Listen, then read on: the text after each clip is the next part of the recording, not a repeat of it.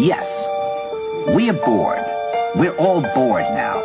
But has it ever occurred to you, Wally, that the process that creates this boredom that we see in the world now may very well be a self-perpetuating, unconscious form of brainwashing created by a world totalitarian government based on money, and that all of this is much more dangerous than one thinks, and it's not just a question of individual survival, Wally, but that somebody who's bored is asleep, and somebody who's asleep will not say no?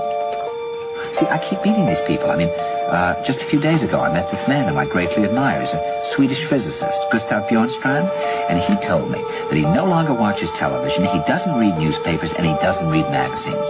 He's completely cut them out of his life because he really does feel that we're living in some kind of Orwellian nightmare now, and that everything that you hear now contributes to turning you into a robot. When I was at Findhorn, I met this extraordinary English tree expert who had devoted his life to saving trees. Just got back from Washington, lobbying to save the redwoods. He's 84 years old. He always travels with a backpack because he never knows where he's going to be tomorrow. And when I met him at Findhorn, he said to me, "Where are you from?" And I said, "New York." He said, "New York, yes, that's a very interesting place. Do you know a lot of New Yorkers who keep talking about the fact that they want to leave but never do?" And I said, "Oh, yes." And he said, "Why do you think they don't leave?" I gave him different banal theories. He said, "Oh, I don't think it's that way at all." He said, "I think that New York is the new model for the new concentration camp, where the camp has been built by the inmates themselves, and the inmates are the guards, and they have this pride in this thing they've built. They've built their own prison, and so they exist in a state of schizophrenia, where they are both guards and prisoners, and as a result, they no longer have, having been lobotomized, the capacity to leave the prison they've made, or to even see it as a prison." And then he went into his pocket and he took out a seed for a tree and he said, "This is a pine tree."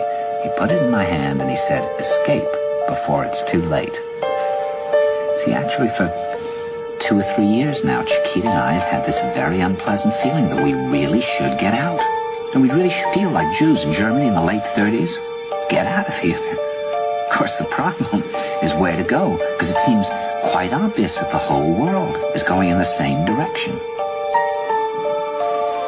See, I think it's quite possible that the 1960s represented the last burst of the human being before he was extinguished, and that this is the beginning of the rest of the future now, that from now on there'll simply be all these robots walking around, feeling nothing, thinking nothing, and there'll be nobody left almost to remind them that there once was a species called a human being, with feelings and thoughts, and that history and memory are right now being erased, and soon nobody will really remember that life existed on the planet.